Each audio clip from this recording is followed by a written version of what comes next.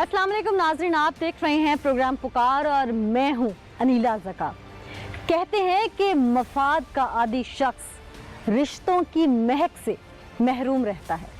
आज मैं डिस्ट्रिक्ट मंडी बहाउद्दीन की तहसील फालिया के एक गांव का ऐसा वाक़या आपके सामने रखने जा रही हूं जिसे देखकर दिल दहल जाए, रूह लरस जाए।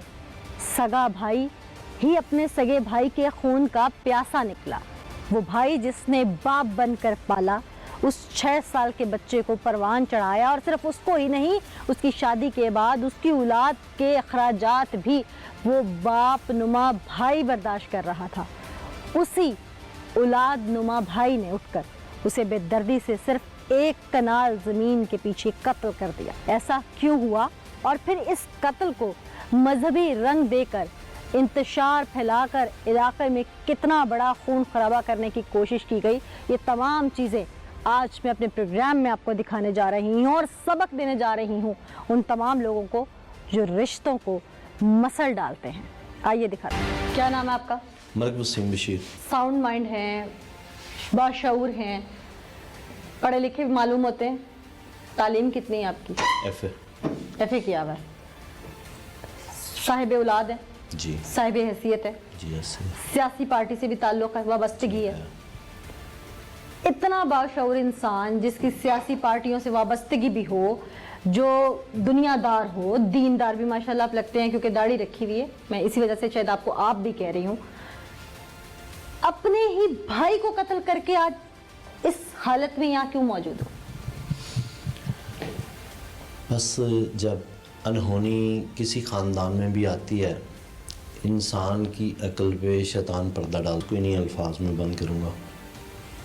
शैतान ने पर्दा डाला? बिल्कुल ऐसे।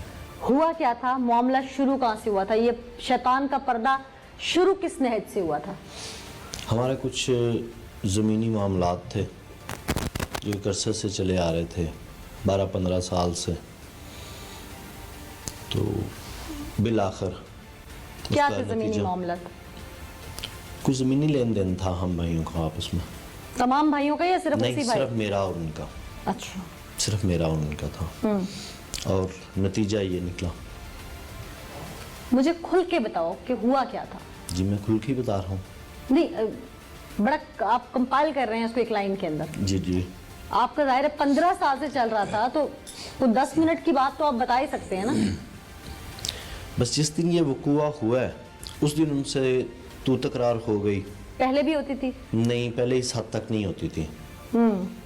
उस दिन तू तकरार हो गई और तू तकरार की तू तकरार की वजह क्या थी? प्रॉपर्टी में लेन देन में क्या आप नहीं देते थे उनको? नहीं, उनके पास थी। कितनी प्रॉपर्टी? करीबन 1 बीघा 1 कनाल।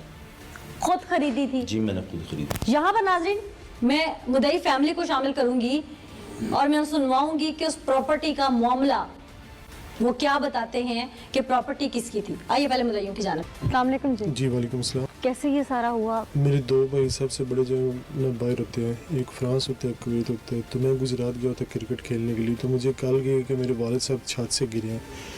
तो जब मैंने वापस आके देखा, मुझे घर से कल गए, छत से नहीं गिरे, उन्हें फायर लगा था। हम सोच भी नहीं थे सकते कि फायर लग सकता है या कोई फायर कर सकता। जब पता चल गया था फायर लगा तो शकूक व शुबहत क्या गए थे कि किसी से लेन देन था, कोई कुछ भी ऐसा नहीं था, कोई भी ऐसा नहीं था, ना ही कोई ऐसा क्लो था। लेकिन चलते चलते पुलिस वालों के तावन से वही बात निकली कि घर में था कोई। अच्छा, तो मेरे क्यों किया होगा उसने ये सब? जायदाद की वजह से किया होगा उसने सब कुछ। जायदाद मतलब आप लोगों की क्या कोई आपके वालिद के नाम थी? इंतकाल सारी जगह मेरे वालिद साहब ने खुद परचेज की हुई है, किसी के भी ना ही दादा के ना ही किसी भाई का कोई हिस्सा। सब कुछ उनका अपना ही है, उनकी अपनी मेहनत की है क्योंकि वो 47 साल बाहर रहे। आप लोगों के चचा आप लोगों के साथ भाग दौड़ भी करते रहे। मैंने ये भी सुना कि उन्होंने ये कहा कि मुझे आज लगा कि मेरा बाप चला गया दुनिया। हाँ जी, वो शोर तो उन्होंने ऐसे ही डाला है कि मुझे आज लगा है कि जैसे मेरा बाप चला गया। लेकिन ये सब उन्होंने जायदाद की वजह से, कि उनका दिल यही था कि 2 भाई बाहर है तो 2 इधर हैं, एक उसको भी बाहर भेज के तो मैं टोटल जायदाद पे या हमारी मार्की है उस पर कब्ज़ा करके बैठ जाऊँ, इसलिए उन्होंने ऐसा किया।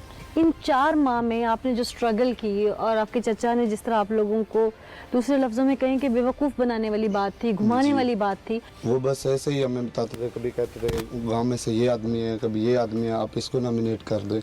لیکن ہماری اللہ تعالیٰ سے دعا تھی کہ اللہ تعالیٰ کسی کے ساتھ ناانصافی نہ کرے. تو وہ 4 ماہ بعد پولیس کی کاوش سے اللہ تعالیٰ نے کیا کہ چاچو کو وہ پتہ چل گیا کہ چاچو وسیم گھر میں سے چاچو تھے. سب سے زیادہ روتے بھی ہو رہے ہیں بالکل. سب سے زیادہ روئے بھی وہی ہیں جیسے ان کو صرف دکھ ہے اور کسی کو بھی نہیں. اچھا تب بھی نہیں کسی کو وہم ہوا؟ تب بھی نہیں, سوچ بھی نہیں تھے سکتے, ذہن میں نہیں تھی یہ بات کیسا ہو سکتا ہے, یہ ایسا کو کر سکتا ہے. اچھا 4 ماہ انہوں نے آپ لوگوں کے گھر چکر بھی بڑے لگائے ہوں گے؟ ہاں جی, چکر لگاتے رہے, بار بار لگاتے رہے.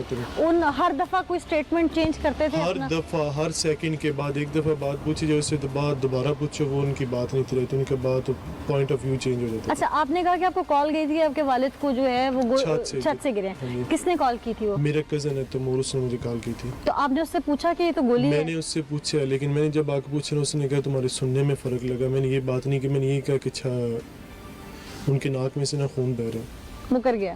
میں نے 3-4 دفعہ پوچھا, مجھے یہی تھا شاید میرے سننے میں فرق لگا ہو. لیکن لاسٹ ٹائم 2 دن پہلے وہ یہ بھی مان گیا, میں نے یہی تمہیں کہا تھا کہ وہ چھت سے گرا ہے.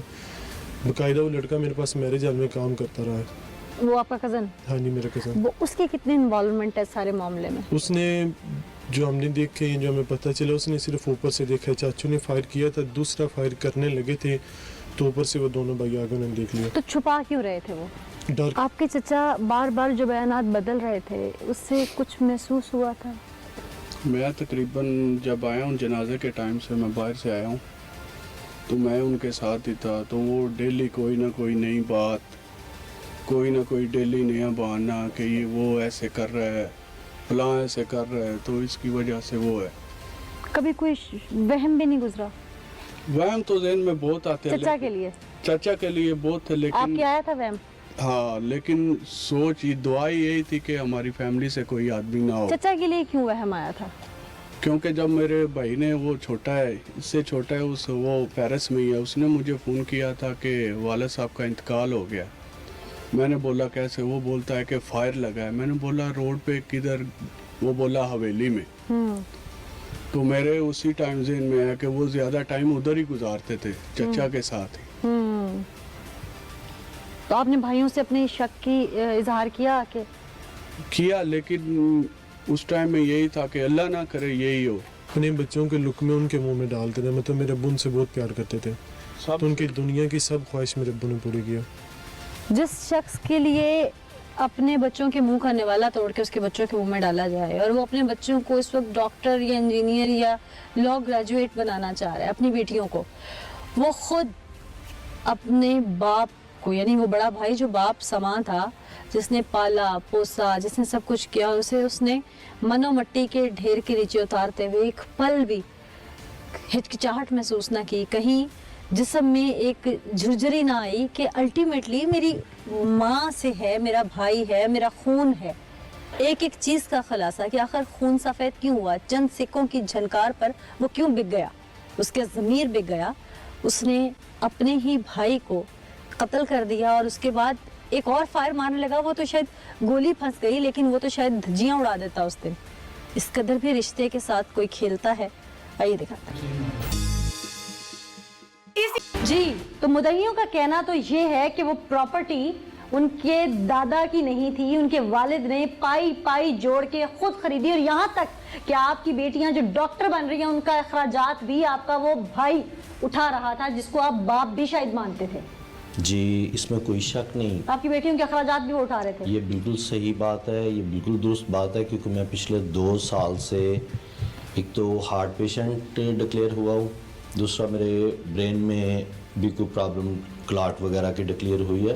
پچھلے 2 سال سے میں کوئی کام نہیں کر رہا, اور پچھلے 2 سال سے میری بیٹیوں کے یا میرے جو بھی اخراجات ہیں میڈیکل کالج کے بھی, ہاں جی, وہ وہی بیئر کر رہے تھے. کتنی بیٹیاں ڈاکٹر بن رہی ہیں؟ میری 2 بیٹیاں, اور باقی بھی یونیورسٹیز میں, کالجز میں. تمام اخراجات کتنی بیٹیاں ٹوٹل؟ 5 بیٹیاں. 5 بیٹیاں جو یونیورسٹی گوئنگ ہیں, ان کے تمام اخراجات لاکھوں میں ہیں, وہ آپ کا یہ بھائی جس کو آپ نے مار دیا یہ بیئر کر رہا تھا, رائٹ؟ جی بالکل ایسے ہی, بالکل ایسے ہی. پھر تو آپ کو شکر گزار ہونا چاہیے تھا اس بھائی کا. جی میں پہلے بھی تھوڑے سے الفاظ میں کہہ چکا ہوں کہ جب انسان کے مقدر ہارتے ہیں تو اس کی عقل پہ پردہ پڑ جاتا ہے.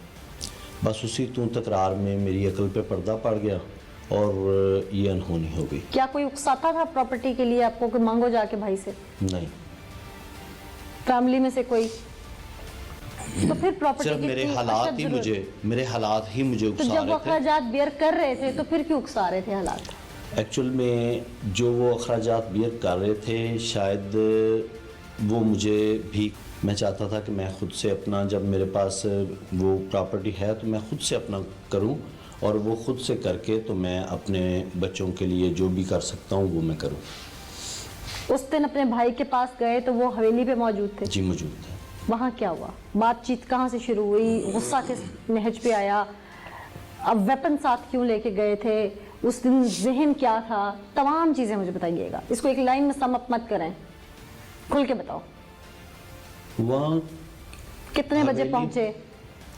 हवेली में तो करीबन सुबह मैं ही रूटीन में जाता हूँ, हवेली की सफाई सुथराई करवाता हूँ, और भाईजान उसके बाद आते हैं। उस दिन भी वो अपनी रूटीन से ही हवेली आए हैं। मैं सफाई सुथराई करवा चुका था, उनसे बैठते ही ये बातचीत शुरू हो गई। बातचीत शुरू होते तलखी का रुख लेती गई। रह गई बात वेपन की, तो वेपन अक्सर हवेली ही पड़ा होता। किसका वेपन है वो? वो मेरा अपना। लाइसेंस्ड? नहीं, लाइसेंस नहीं है उसका। क्यों लेके रखा हुआ है? नौबत क्यों आई? सेल्फ डिफेंस के लिए लेकर रखा था, लाइसेंस बंद थे। दुश्मनी है कोई? दुश्मनी इस हद तक तो नहीं है, पर थोड़ी बहुत है। किससे? कुछ फैमिलीज हैं। अच्छा ठीक है, सेल्फ डिफेंस के लिए विदाउट लाइसेंस्ड वेपन आपने रखा, जो कि पहले इट्स सेल्फ एक जुर्म है। जी। अच्छा, उसके बाद फिर भाई से तू तकरार जब शुरू हुई वहाँ हवेली में, तो जी। हाथापाई हुई? हाथापाई तो नहीं हुई। गालम गलोच हुई? हाँ जी, गालिम गलोच हुई। ठीक है, गालम गलोच जब गालिम इंसान, गलोच का तबादला नहीं हुआ, उन्होंने ही गालिम गलोच की। फिर मुझे इस बात से गुस्सा आया कि मैं अपना हक मांग रहा हूँ और ये आज मुझे गालिम गलोच भी सुना रहे हैं। तो उस गुस्से ने मेरा अपनी अकल पे जो ग्रिप थी उसे कमज़ोर कर दिया। शैतानियत गालिब आ गई और ये वक़ूआ हो गया।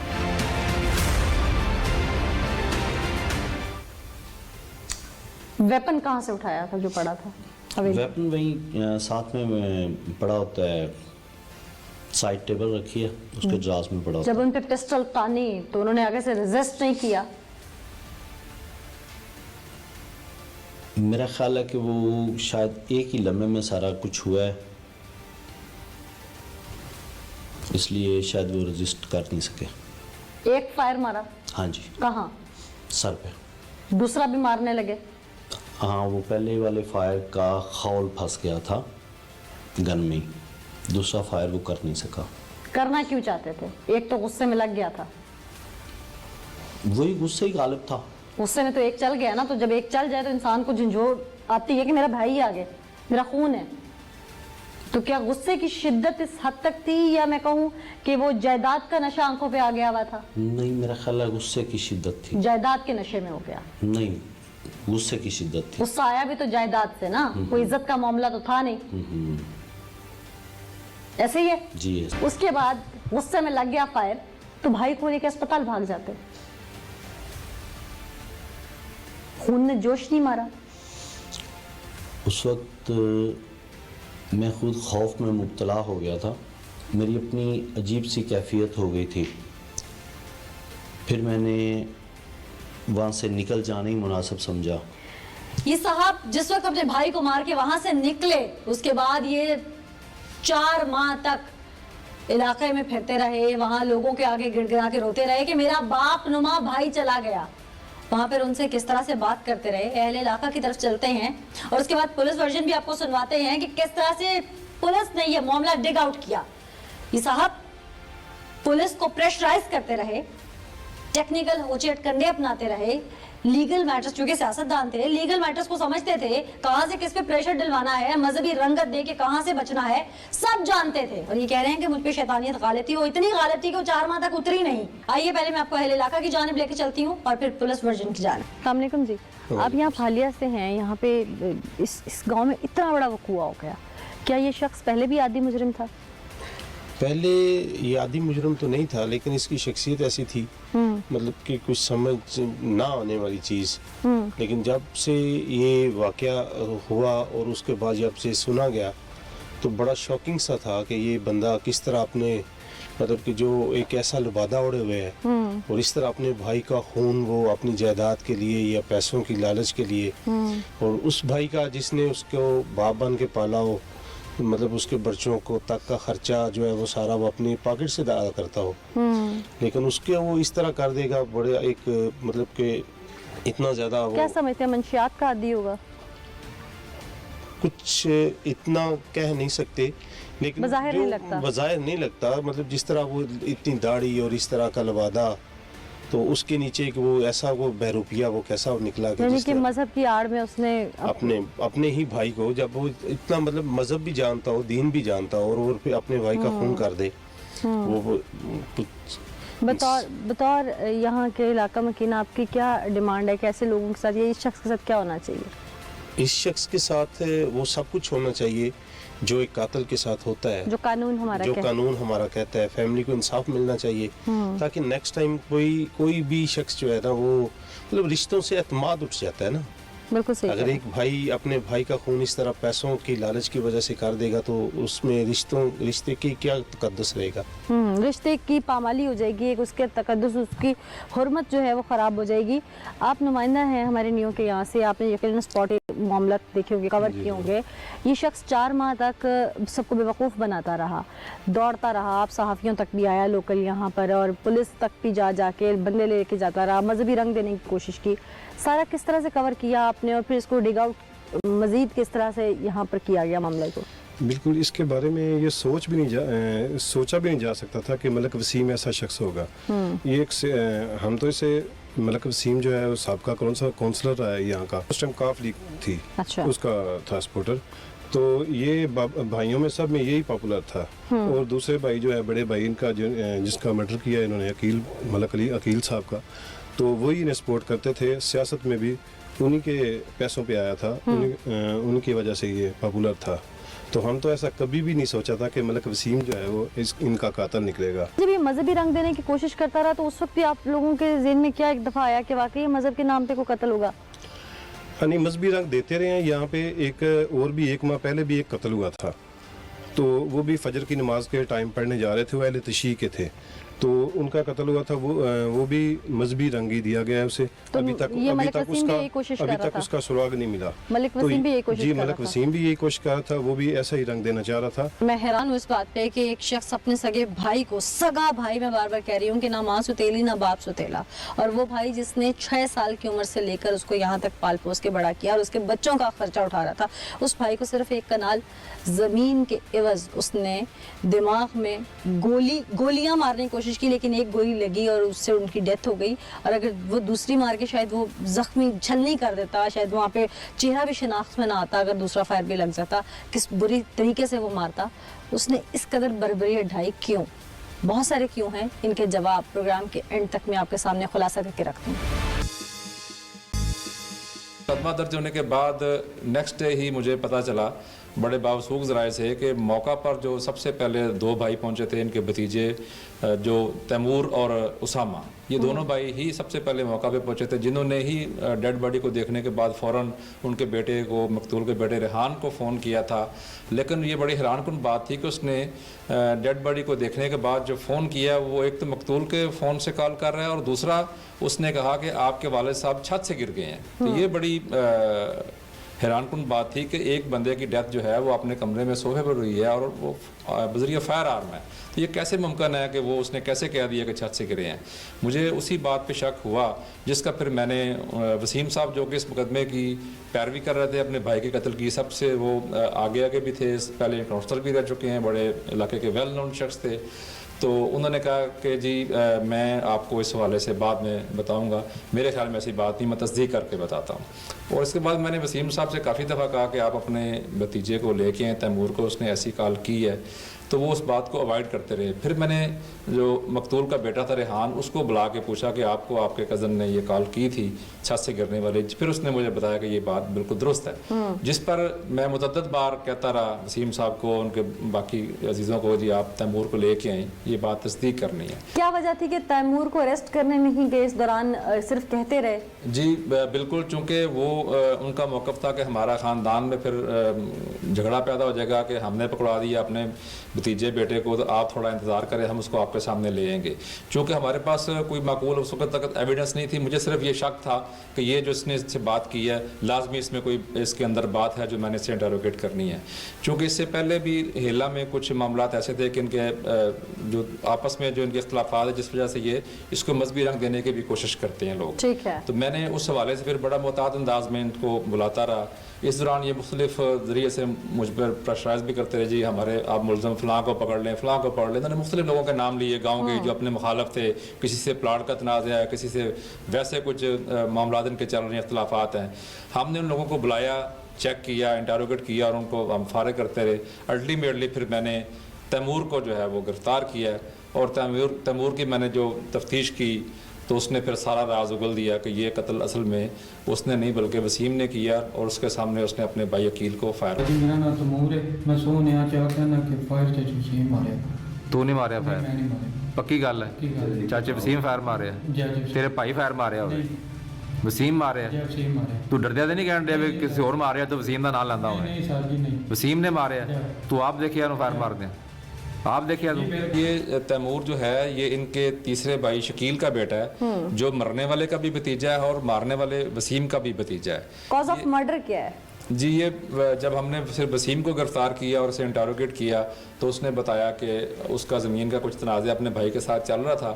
جب اس نے 1 کنال زمین کا مطالبہ کیا جو کہ مین روڈ پہ تھی، تو بھائی نے انکار کیا، تو اس نے وہاں موقع جان کر اسی وقت پسٹل نکالا اور اس کو اس نے فائر کر دیا، اور جب اس نے فائر کیا تو اس کا سکہ جو ہے پھنس گیا، دوسرا پھر اس سے ہو نہیں سکا۔ ادروائز وہ 2 کرنے گیا تھا؟ جی بالکل، اس کا ارادہ تھا۔ ویپن اس کے پاس لائسنس تھا؟ نہیں، ویپن لائسنس نہیں تھا، لیکن یہ گاؤں سے ہمیں تصدیق ہوئی تھی کہ یہ اکثر اپنے پاس ویپن رکھتا ہے، جس کو پھر اس نے تسلیم کیا کہ اس کے پاس، یعنی کہ چھوٹا جرم تو پہلے ہی وہ کر رہا تھا، ویپن پاس رکھنے والا، اور اب وہ قاتل بھی ہو گیا۔ جی بالکل ایسے ہی۔ ٹھیک، ایسے میں کسی قسم کا کوئی پریشر، کیونکہ آپ نے بتایا کہ گاؤں کے اندر سے مذہبی پہلے بھی اس طرح کے معاملات ہو چکے ہیں، کوئی کسی قسم کا پریشر آیا پولیس کے اوپر؟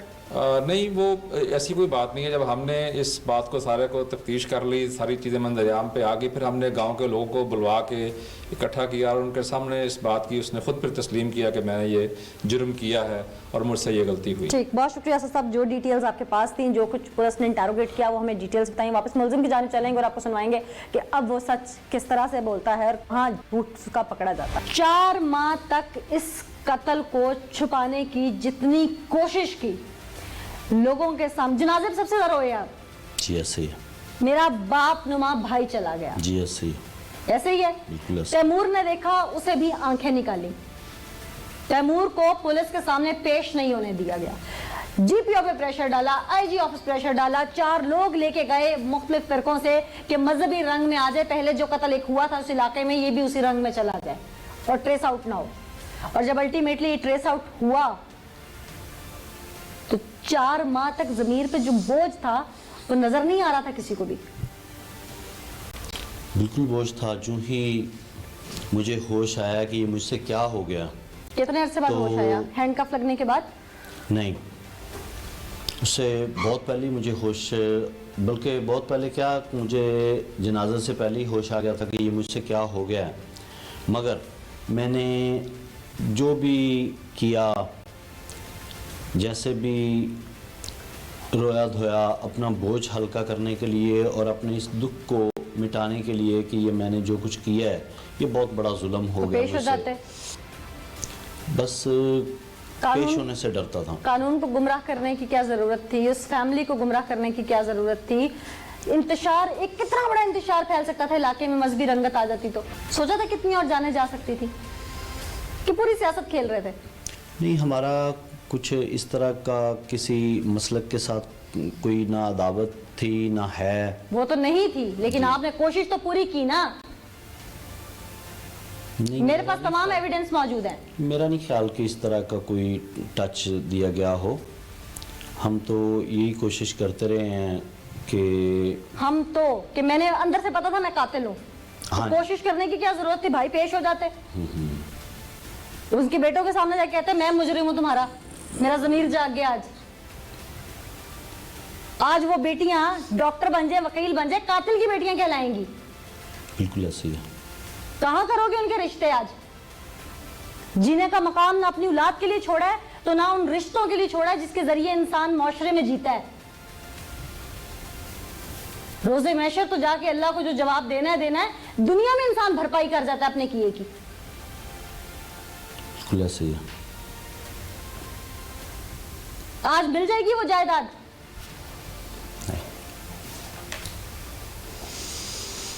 आज तो अपना सब कुछ गंवा बैठा हूं।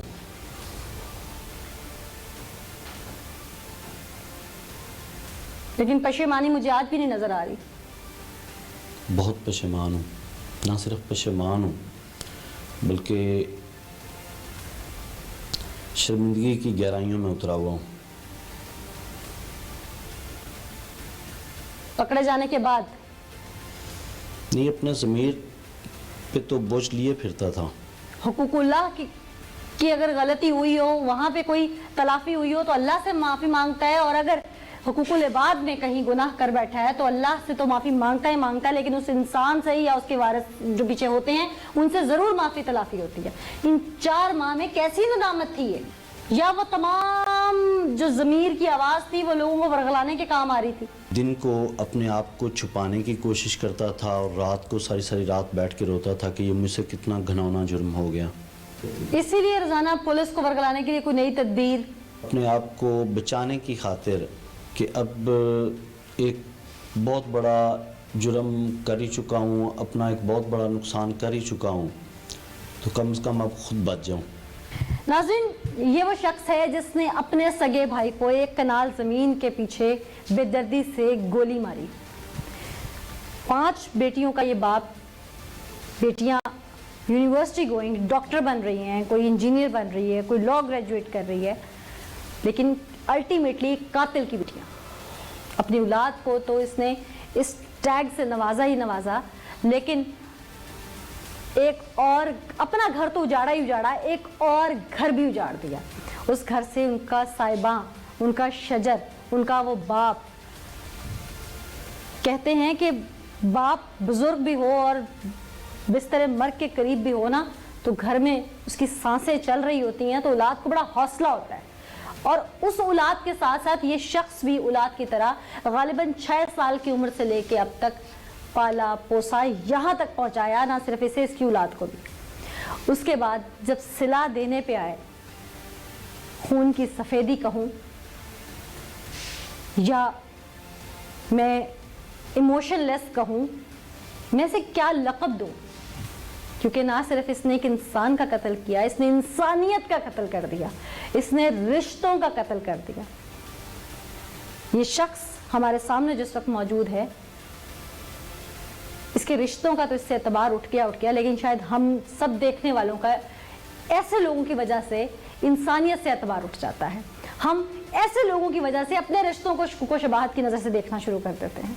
मेरा ये प्रोग्राम करने का मकसद डराना या टेरर फैलाना या लोगों को शायद ये समझाना नहीं होता कि ये हो गया वो हो गया, ये बताना होता है कि खुदारा रिश्तों की कदर कीजिए। जो रिश्ते अल्लाह पाक ने आपके लिए बनाए हैं, जिनके बगैर हम रह नहीं सकते, या जो कवानीन कुदरत हैं, या जो कवानीन हमारी ज़मीन पर हमारे लिए बाद में बना दिए गए हैं आके, उन पर अमल कीजिए।